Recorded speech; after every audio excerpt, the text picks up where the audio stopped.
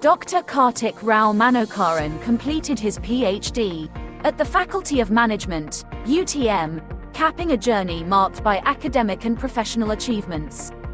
He commenced his educational pursuit with a foundation in business management studies from Nottingham University before earning a Bachelor of Commerce, double major in marketing and management, from Curtin University of Technology, Australia, in 2013. In 2017, he obtained a Master of Business Administration from Raffles University, Malaysia. Professionally, Kartik serves as Operations Manager, Operations and Management, and co-founder of MKPP Enterprise SDNBHD, a prominent oil and gas services company, overseeing more than 75 onshore and offshore projects. Despite his demanding role, he remains dedicated to education, lecturing at institutions such as Raffles University, MDIS Malaysia and Singapore, PSB Academy, Singapore, University of Southampton, Malaysia, Newcastle University of Medicine, Malaysia, and the University of Newcastle, Australia, Singapore. Kartik's commitment to knowledge extends beyond teaching. He has authored journals, contributed a book chapter, and presented papers at conferences, demonstrating his passion for advancing scholarship in his field. His academic and professional journey underscores his expertise, leadership, and unwavering dedication to both industry and academia.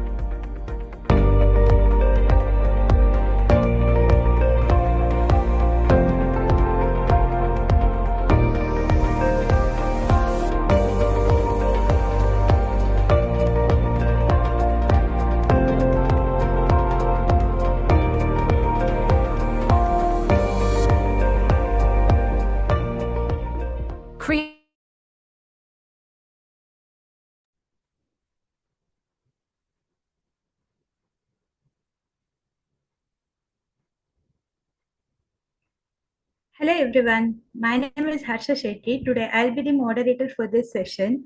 We welcome all to our Zilion Insight Research Zone knowledge sharing session. Zilion Insight Research Zone is a platform wherein we share research knowledge which will assist researchers in their journey. So here we'll be covering various research related discussions from different fields of research. So today we have with us Dr. Kartik Rao Manokaran, who will be sharing his research knowledge, and the topic of his webinar is Introduction to Academic Research, Foundations, Methodologies, and Best Practices. So Dr. Kartik Rao Manokaran completed his PhD at UTM, marking a distinguished academic and professional journey. So with a background in business management from Nottingham University, a BCom from Curtin University, and an MBA from Raffles University, he co-founded MKPP Enterprise while actively lecturing and contributing to academic scholarship in Malaysia and Singapore. So thanks, Dr. Kartik, for joining this session today. During this session, if you have any questions, you can drop them in comment section, which will be picked up at end of this webinar. So without any delay, I would like to request Dr. Kartik to start with the session. Thank you very much, Ms. Harsha, for the introduction. And thank you, Zilion, for the opportunity. Let me share my slides first. Right. Hope the slide is visible. Okay. So today's topic for this evening will be Introduction to Academic Research, Foundations, Methodologies, and Best Practices. So in this webinar, we are going to understand what is the basic fundamentals of research is about. Okay, so we are going to understand about what is research fundamentals and why research is actually important in the field of academia. So without further ado, let me go to the next slide. And these are the contents that we will be covering for this evening. First, we are going to understand what is actually an academic research is about, and the types of academic research that are available, the research methodologies in depth, as well as the actual research process. And the last part, we will be looking into dissemination and professional development of a research. For section one, we are going to understand about what is a general perspective or the general overview of an academic research. So what is actually an academic research? Academic research actually involves a very systematic investigation into and a study of materials and sources to establish facts and reach to a new conclusion. It is often characterized by a rigorous methodological and also objective approach. So in another way, or in a layman term, we can actually call this academic research is an activity or is an action of discovering something in the field of academic. So regardless of which is your expert field, a research is actually you are trying to discover something that is unknown or something that you are trying to resolve a puzzle in your particular field of expert. So when we talk about academic research, regardless of any kind of research, there are some common characteristics on it. So some of the key characteristics of an academic research is actually academic research is a very rigorous process. It also must follow a very methodical process where there are step-by-step processes that you need to follow on this. And any research also, it must have an objective. And at the same time, it should be able to contribute to knowledge advancement. So the knowledge advancement that we are highlighting over here, it could be an advanced knowledge contribution, or it can be a new academic or knowledge contribution in your respective field of expertise. So that is the reason why research is often a very important tool in the field of academic, because all the academics, they are actually trying to discover something or to prove their expertise, or they are going to actually add on to the addition of a knowledge in the pool of knowledge which is already available in the field.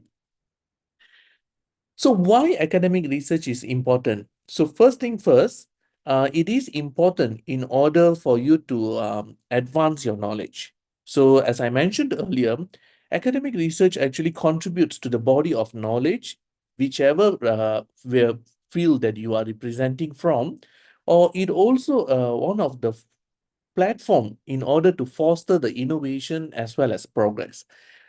Apart from that, it also plays a pivotal role in addressing real world problems through evidence based solutions, making it as a tangible impact on the society. So, apart from knowledge contribution, we can also channel our academic research into some of the real world problems that is happening. Like, for example, right now, the global issue is actually addressing on the rise of the monkeypox issue. So how is the awareness about this disease among the general public? So this can be a field of research which can address the current real world problem that is happening right now. So that is what we are talking about, where we are referring it as a real world problems. Apart from that, we some of the researches that we undertake, it also may able to solve the real world problems, where it may address some of the practical problems through some evidence-based solutions, where eventually the research outcome can make a tangible impact on the society.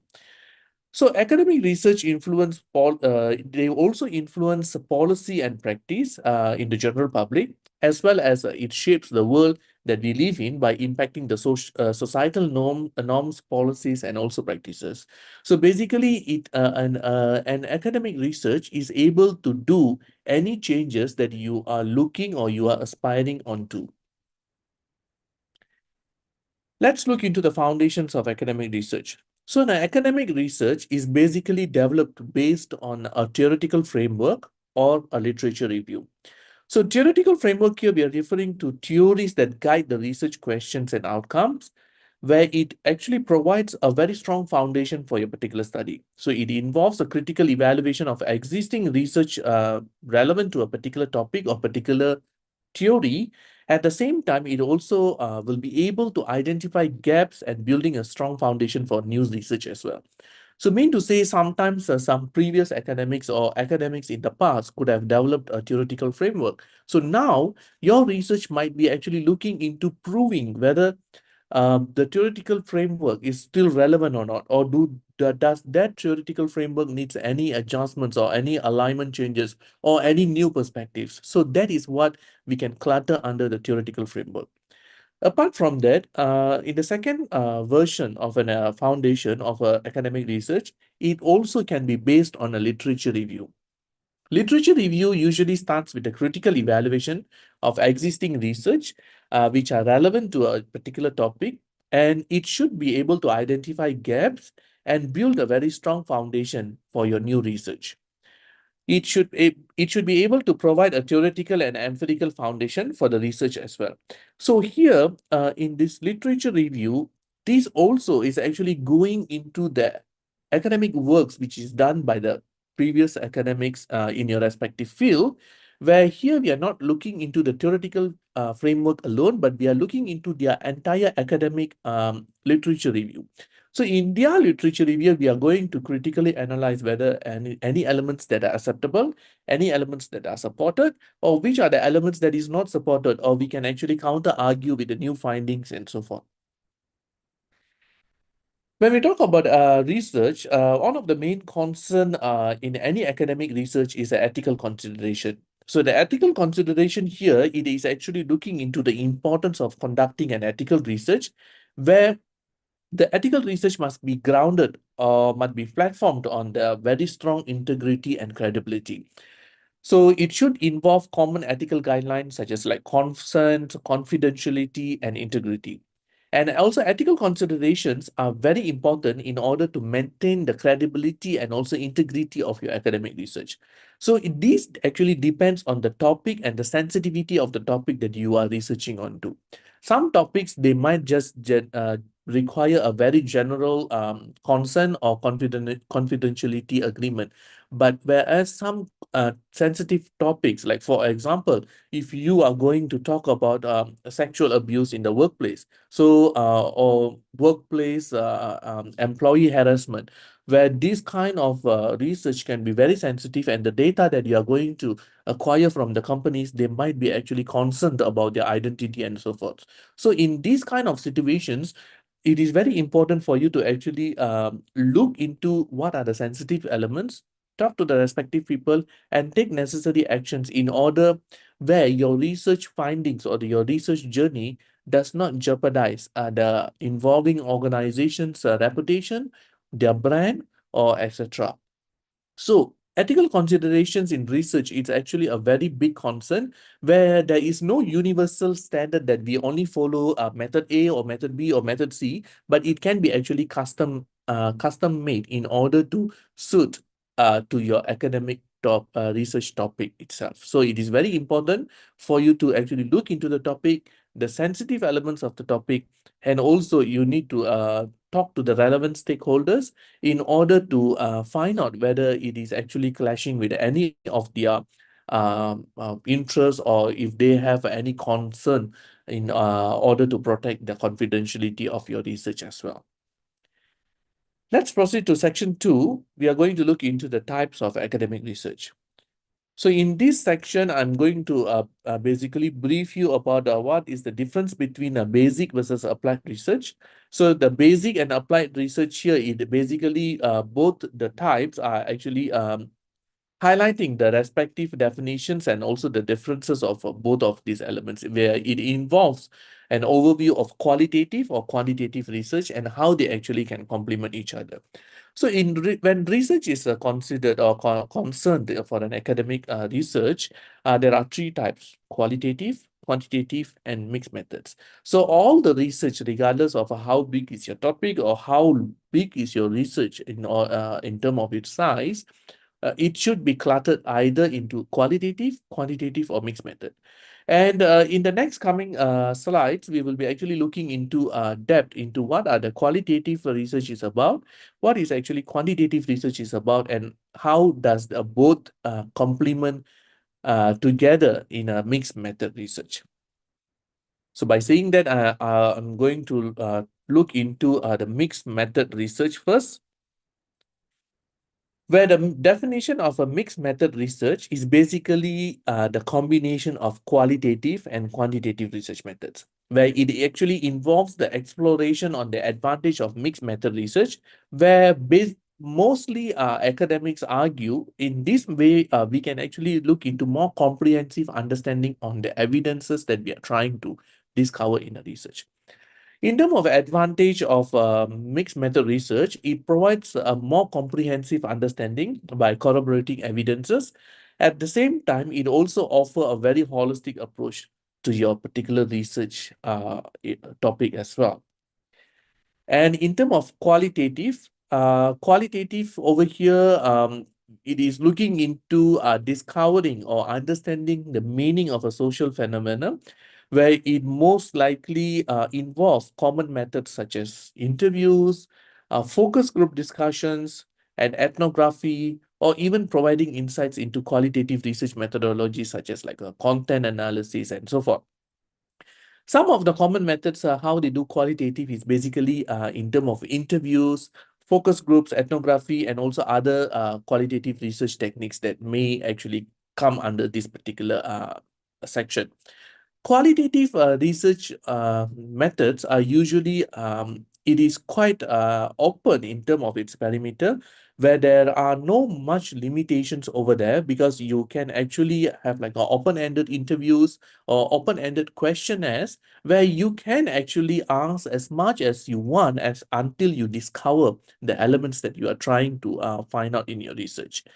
Unlike for quantitative research is basically based on a numerical data, where it involves methods like surveys, experiments, or even sometimes statistical analysis, where it actually offers insights into some of the quantitative research methodologies. Like you can also have like a combination of a survey and an experiment, or survey and a statistical analysis. And some of the common methods are mostly is a survey, experiments, questionnaire, controlled questionnaire, or structured questionnaires, statistical analysis like structured equation modeling and so forth, and also other quantitative research techniques where there are quite a lot in the field. So quantitative method is usually, as I mentioned, it based on the numerical data. So it is basically into quantifying the data before you actually can come up into your results or your findings in order to actually elaborate further on your findings of your particular research topic. Let us look into the research methodologies for section 3. For mixed method research, as I mentioned earlier, it is basically looking into integrating both the method over here. So in order to actually highlight or give you a rough idea about a mixed method research, I have drafted a very simple example for you. Like for example, a case study where a study in a mid-sized hospital, which is looking into evaluating the patient satisfaction by integrating quantitative surveys with qualitative interviews to gain comprehensive insights. So over here, the quantitative element of the research is actually the survey, and the qualitative element is actually an open-ended interview. The survey is actually, you can choose a few participants in the hospitals to participate in your research surveys or quantitative surveys, where they will actually have a set of questions where they need to answer for it. Whereas for your qualitative interviews, you may actually want to talk in depth or in detail with some of the department heads in the organization or in that particular hospital in order for you to actually understand more in depth about the operations of a hospital or in terms of the daily challenges that they face and so forth. Over here, the quantitative survey actually gives you a more definite findings, where the qualitative interview may actually give you more perspective, which probably beyond your expectation as well. Okay, so that is the reason why some of the researchers very commonly they prefer to undertake mixed method research. Okay, so over here, sticking to the same topic that I quoted earlier, so the methodology for this hospital survey, for the quantitative phase, we can actually look into surveys which are administered to about 500 patients, focused on various satisfaction aspects, such as waiting times, treatment effectiveness, and also the staff behavior in that particular hospital. So it means 500 patients will be randomly selected according to the sampling method that you are choosing, and they will be given the same set of questionnaires in order to respond, and the questionnaires will be collected in order for us to analyze the findings later on. So this will be the quantitative phase. For the qualitative phase, we can actually have a follow-up interview with 30 patients out of that 500. So you are neglecting the 470 from the quantitative phase. So for the qualitative, maybe the 30 patients explored in order to have a more detailed discussion in order to discover their experiences, especially in the areas of noted dissatisfactions. So apart from these 30 patients from the quantitative phase, you may also might be interested in order to talk with some of the uh, employees or the department heads that, as I mentioned earlier, in order for you to actually understand about how this hospital functions and what are the reasons for this dissatisfaction scorings and so forth. So from here, from the both quantitative and qualitative phase findings, the key findings, so the survey which is from the quantitative phase might actually draw you to high satisfaction with treatment effectiveness or lower satisfaction with the waiting times and staff interactions. Or maybe on the qualitative side, you might reveal that long waiting times were actually linked to staffing shortages and affected patient anxiety, probably. Or while staff interactions lacked in providing emotional support and so forth. So you can see here very briefly that quantitative phase is actually can confirm whether there is a dissatisfaction, yes or no, but the qualitative phase of research is more likely to actually discover what are the particular reasons or what are the main reasons that draw to this dissatisfaction and so forth. So from here on the quantitative and qualitative phase together, some of the insights and applications that we can draw in terms of data integration, where the combined data actually help us to understand the reason behind the dissatisfaction scores. So over here, you are not only discovering whether there is a dissatisfaction or not, yes or no, but you are going into the detail. why dissatisfaction is caused, and what is the majority factor that contributed to this dissatisfaction, and also what are the minority factors that contributed to dissatisfaction and so forth. So you are actually going into very in depth. And in terms of targeted improvements for the particular hospitals, probably the initiated staff training for better patient communications, or probably you can also adjust the staff schedules in order to manage the peak time patient movement or the patient loading and so forth. And from here also, the hospital may actually look into policy changes where the policy of the hospitals which are existing can be revised in order to enhance the patient staff interactions, and also in order to reduce their waiting times, in order to improvise their effectiveness as well. So this is a very simple illustration that I bring in here in order to illustrate the example of a mixed method research. So this is just an illustration purpose where the actual research can be actually designed in any way where by combining quantitative and qualitative, you might be able to actually discover more patterns about a particular topic that you are studying onto. When we look into the research process overview, there are several steps that you need to actually follow very strictly in order to satisfy a proper research accomplishment. So this starts from identifying the problem to formulating the research questions, where it actually gives you a very insightful overview of your entire research process by emphasizing the importance of structured and systematic approaches to a particular research. So, in a nutshell, we can actually say that research is actually a very disciplined methodological process where you need to actually follow the steps one by one.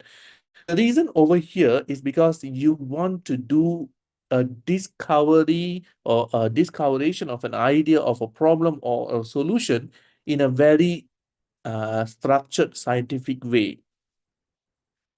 When you don't focus much on the steps, the research process itself may look like a haywire, where your findings might be misaligned, or probably you might miss out some elements in the journey of your academic research itself. So it is very important for you to actually follow the steps. So the general steps, or the general perspective, or the general guideline of a research is basically 5 chapters. Chapter 1, 2, 3, 4, 5. Chapter 1 is introduction. Chapter 2 is a systematic literature review. Chapter 3 looks into research design. Chapter 4 into the results and discussion. And chapter 5 will be your conclusion and discussion as well. So in the first steps, this is not the first step, but in the first phase, I would say, the research will actually look into developing a very strong research questions. And the formulation of research question is very important because this is the main directory, or it will function like a compass, or which shows you the navigation of your research. Okay, so it is very important for you to actually fix a very strong research questions, a research question that is actually discoverable, or which it can be transformed into an action, and something that is achievable. Okay.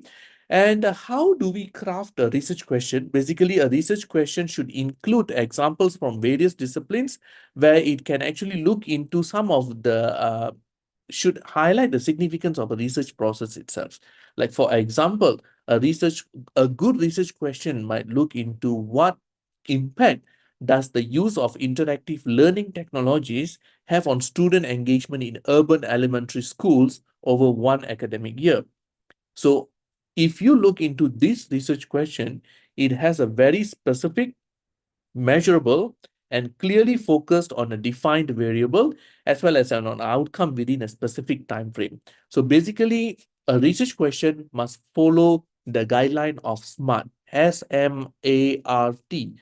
SMART, specific, M for measurable, A is achievable or attainable, R must be realistic, and also T must be the time frame, or the timeliness of your research. So in your research question, all these SMART elements must be addressed so that it can provide the readers, or in order for those who are going to look after your research for some sort of like a aid for their particular research in the future, they can actually can benefit from it. I would also like to draw your attention for one of the bad research question over here. Is technology is in schools good? First thing first, it's very generic, it's very broad, and it lacks measurable outcomes. Like there is no specific outcomes that is actually highlighted in this research question, and making it quite difficult to research effectively. Like, is technology is in schools good? So which technology you are mentioning about, and what type of schools that you are talking about, and what you mean actually by good? Good is what is good? Is it a score of 10 is good or score of 5 is good? So there are so many gray areas and questions here where it may eventually mislead your research, and also eventually you might be not able to actually attain the target or the objective that you're looking into achieving in your particular research. Next, on the chapter 2, when you are conducting a literature review, the purpose of the literature review is basically to identify the gaps that build upon existing knowledge. And also, it should be able to outline steps for you to actually conduct a proper literature review from A to Z, while emphasizing the role of the literature itself for your particular topic of interest. So the process must involve the researchers, where they can go through a very critical process of reviewing existing literatures. The more literature that you go through, the more knowledge that you gain about a particular uh, field knowledge. So some research generally they go about 50 to 60 articles, or some they can go up to hundreds and thousands of articles that they go and conduct the literature review. So this is basically the literature contribution is based on how widely your topic has been researched, or how extensively your topic has been researched in the past by other academics, and also how your particular research area has involved from the past, from the ancient time, from the past to current period, and also how it's going to navigate in the future as well. So the process, the navigation process itself is quite important. So there are many steps in conducting a proper literature review.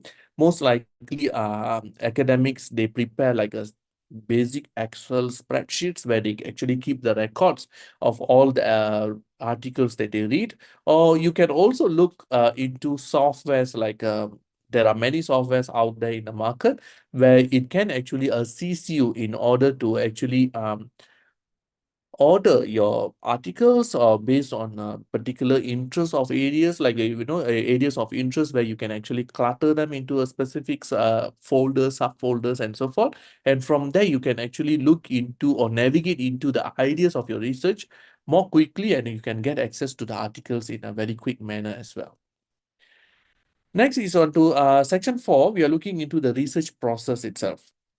So how do we design a research study itself? First thing first, the selection of methodology. In order to select the right methodology, you need to understand the topic in depth. So what is the topic that you are trying to do? How about the previous researchers in the area? What topic, or based on this topic, what they have done in terms of the methodology? If I change the methodology, will I be able to get a proper understanding or not?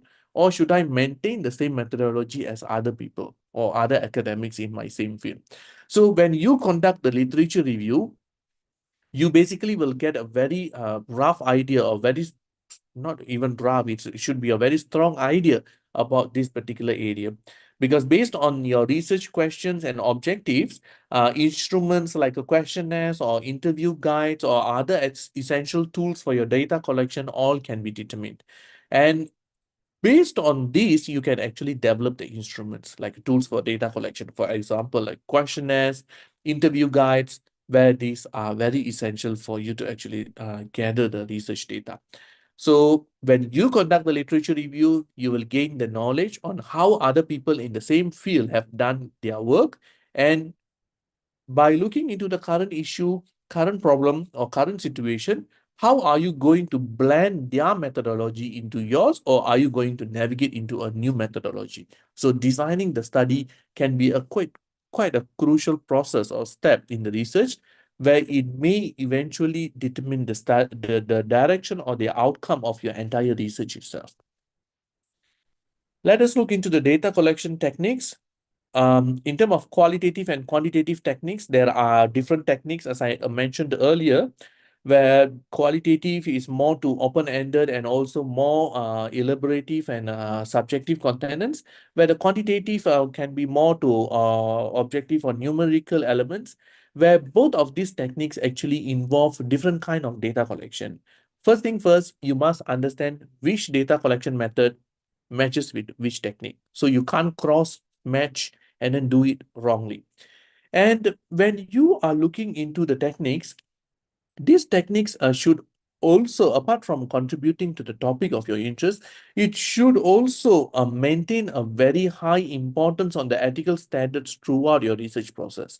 So regardless of what technique that you are choosing for your data collection method, the integrity or the ethical considerations must be clearly outlined from the beginning itself. So what are the things that you can ask? What are the things that you can't ask? And what are the elements that you can ask, but you can actually treat it as a private and confidential findings or data and so forth.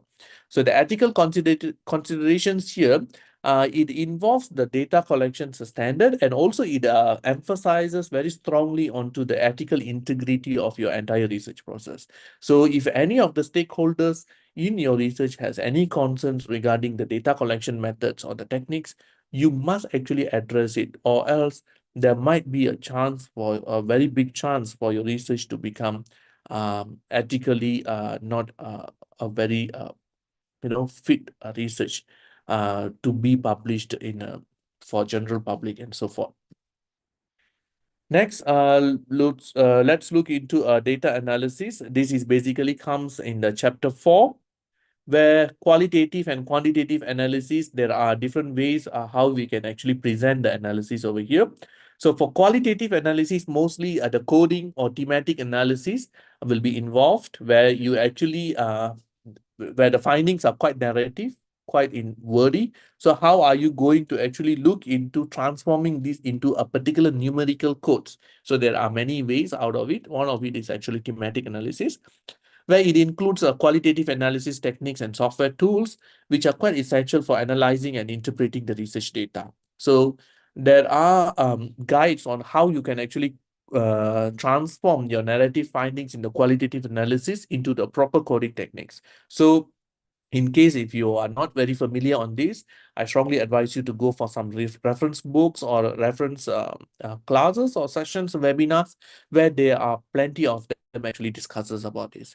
For quantitative analysis, since the basic data itself is actually quite a numerical form, it can be straightly related to the or bring down to the statistical techniques, where it can be actually included into different kind of software tools or other methods in order to analyze the research data. So there are many softwares which can actually support the analysis of the quantitative analysis. But qualitative also, you can actually do it into the softwares with the help of softwares, but the basic of it, or the basic platform for it, you need to do the coding, which is quite a rigorous process as well. But provided if you have the good guideline and also good steps uh, to tell you what are the right methods or what are the wrong methods, or how you need to do from step 1 to step 2, step 3, and so forth, you can actually achieve that in a very effective manner. Next, interpreting the results. This is most likely is discussed in the chapter 4 and sometimes in chapter 5. So first thing first, you need to understand the data in detail, where you need to understand, as I mentioned earlier, your research question and how's your findings, how is the matching. And over here, when you are interpreting the results of your research, it is very important for you to actually argue about the validity and reliability in ensuring the credibility of your research results. So it is totally okay if your result is not what you expect. If it's a no, it is totally fine. Or sometimes if it's a no, or you might have actually discovered something that is not uh, planned in your research question, that is also totally okay, because you must know, or you must understand that actually the entire research process is an action of discovery. And in this action of discovery over here, anything that you discover is actually going to add a knowledge into the into your field or into the particular literature. So it is okay if it supports the previous findings. It is also perfectly okay if it does not support the previous findings. And also it is okay, or it is even better, if you can actually find out new perspectives where it can actually pave way out for the future researchers. And when we talk about the validity and reliability here, basically it is looking into ensuring the study's results which are credible, and also in order to maintain the integrity of the research outcome. So when you are interpreting the results, the validity and reliability is one of the strongest and also one of the most important factor that you may need to actually pay attention on to. Let's look into the last section, section 5, where we are looking into dissemination and also the professional development. And over here, we are going to present your research report. So this is basically the last part where you need to look into the structure of your paper. So if you are an academic student, or if you are a PhD or master or undergraduate student, there might be most likely there might be a template in your university that you need to actually follow. And also, if you are going into like a publication and so forth, usually the respective publishers, they may have a particular template or particular format in order how you actually need to present your research findings. So usually, as I mentioned, regardless of any template or any requirements, usually they will go chapter by chapter in order to look into the chronological order of your particular research. So the key components of a research paper over here, first thing, very important, is the formatting. The tone is very important, where it need to be 100% purely academical research tone or research language or academical writing, where it really must sound professional, should have a very good clarity, and also in terms of a precision in your writing, it must be perfect. No grammatical error, and no silly mistakes like a pronunciation issues or spelling issues over there, punctuation related issues and so forth. So it is better. You can actually look for proofreading services where they can actually cross-check your report in term of its a structure, in term of its formatting, even in term of the tone, clarity, and so forth. And in terms of style and language, as I mentioned, it should be strictly in the academic tone. And in terms of the clarity and precision, it must actually embark onto a very, very professional style of writing. So those who are not very familiar onto a professional writing or professional research writing or research reporting, you can actually look for articles on how to write a proper academical report or academical essays, where it may actually give you some sort of guidelines on how you can actually embark onto a proper academical write-up. And also, when we look into the current uh, era, where there are plenty of research tools, research technologies, which are assisted by various softwares for data analysis, for literature review and collaborations, and so forth. It is not wrong, perfectly fine in order for you to use the software tools such as like databases, journals, libraries, essentials for you to leverage the technology in your research endeavors. But if you are looking into the usage of any softwares, make sure the integrity of your research is not much jeopardized. So that is very important. Regardless of what kind of softwares or what kind of online platforms that you are going to use, you must make sure that in terms of integrity, you are always upholding the standard of your particular research. In terms of online resources, there are thousands and thousands of platforms where you can actually access to databases, worldwide famous databases, where they have like a plenty of collections of journals, and also e-libraries probably might be supported by your own respective universities or academic institutions. Uh, you can also looking into leveraging technologies for efficient and effective research practices. Like for example, in order to avoid the grammatical errors in your write-up when you're writing your report or when you're typing up your report, there are quite a number of basic grammar checker tools where you can actually look into and also consider of using it in order to do the first level screening. Okay, but you must also remember the software is not necessarily should be able to give you a precision of 100%. So you may be interested in order to use other kind of services like a proofreading or someone else to actually look after your content to see whether it is actually sounds in a way how it is actually intended or supposed to sound like and so forth. So some of the best practices in the academic writing, especially on the academic research, in terms of the clarity and coherence. Um, in terms of the, if you're asking me for some tips or logical writings or clarity in terms of coherence in your write-up, basically it actually emphasizes on the importance of avoiding the plagiarism. In academic writing, avoiding the plagiarism is one of the most important step where you are allowed to refer to other people's work. You are allowed to paraphrase the findings, but you must always uphold the academic integrity in your research writing. And the writing also must be ordered, must be in a very orderly manner, or it must follow a logical sequence when you're writing your idea. It can't be like totally in a misorganized shape or misorganized manner. Because in the end of the day, if your research is publicly available in the future or published by a reputable journal, many of the other researchers or potential researchers or experienced researchers are going to read your report. So it must actually be in a higher standard. And also avoiding plagiarism, as I mentioned, it is very important in order to uphold your academic integrity and also in order to prove the originality of your work. If it is proven to have any plagiarized content from your report, most likely some of the journal editors, they might actually reject your work. So in order to maintain a very high standard, it is always important to maintain and also to make sure you are presenting your original work in your particular research activity or in your particular research report. So how we can actually disseminate your research findings? First thing first, yeah, as I mentioned, in order to how you can publish it in the worldwide reputable journals. You can publish it in your journals, or you can actually share the findings or your research papers in many conferences, or also through online platforms, academic platforms, or your social media, and also professional platforms as well.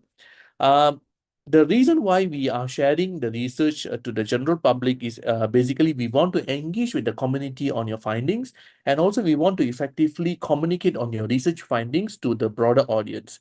The main reason why we did a research is basically to give some sort of knowledge, some sort of awareness, or even some sort of knowledge sometimes. So basically, you need to communicate this. If you don't communicate this to the audience, it just stops there. And in terms of engaging with the community, over here, we can actually look into how we can actually communicate the findings to the broader audience, especially by emphasizing the impact of the research dissemination. Sometimes very good researchers or very experienced researchers, when they are engaging with the community, they also sometimes can hint out or pave out what are the future likely directions of research that can be done in this particular field of topic or the area of interest and so forth, where it may actually fit an interest, or it may give an opportunity for future researchers to actually work onto and so forth. So with that, I have come to the end of my presentation for this evening. And once again, thank you very much. And if you have any questions, you can actually put it up into the chat box, or you can also look for me through the email address that you can see in the screen. Thank you very much, and back at you.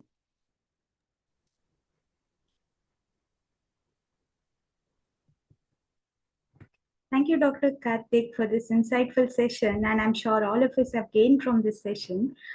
We have some questions from the participants. So the first question is, how does the selection of a research methodology impact the validity and reliability of the study outcomes? Okay, thank you, Harsha. If you are going to choose the wrong method that does not match with your particular research topic, basically you are going into collecting a wrong data.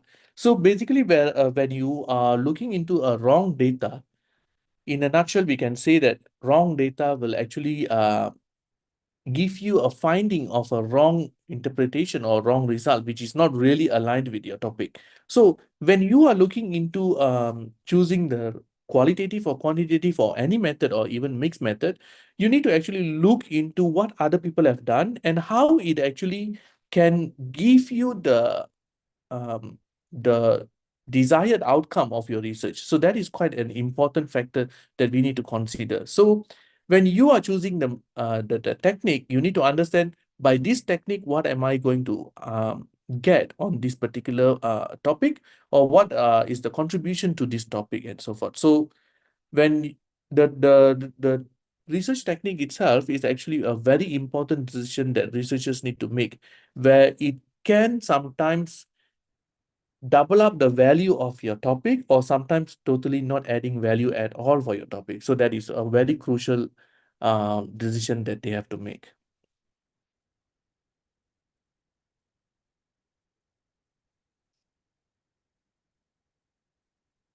Uh, I can't hear you, Asha. Okay, sorry, I was on mute. Okay. One more question is what are some common ethical dilemmas in academic research and how can they be effectively addressed? Okay, some of the ethical dilemmas that they actually face is basically from the stakeholders of their particular research. So let's say those people who are responding to your questionnaire or interviews, they don't want their identity to be declared or to be uh, written off in your report. So that might be one of the main concern that they want to actually concerned about.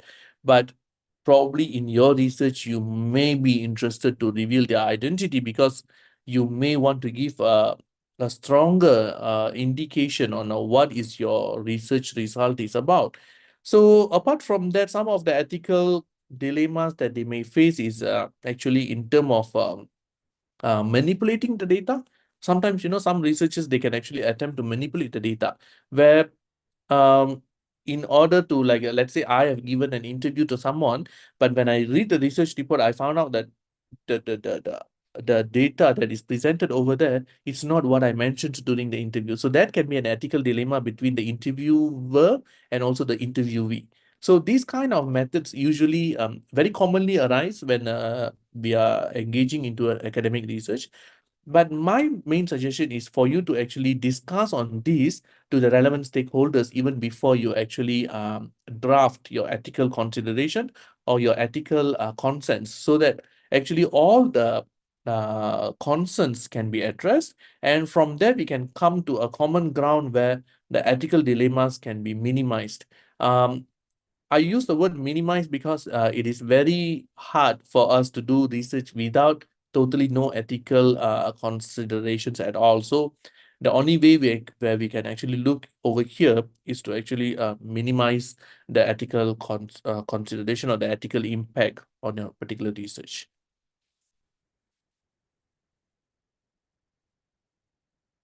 Harsha, you muted again. Okay, one minute. Thanks again, Dr. Karthik, for your resourceful session. We will see you again in our future sessions. And thanks everyone for joining this session. Please subscribe to our YouTube channel for our future sessions. Thank you and have a great weekend.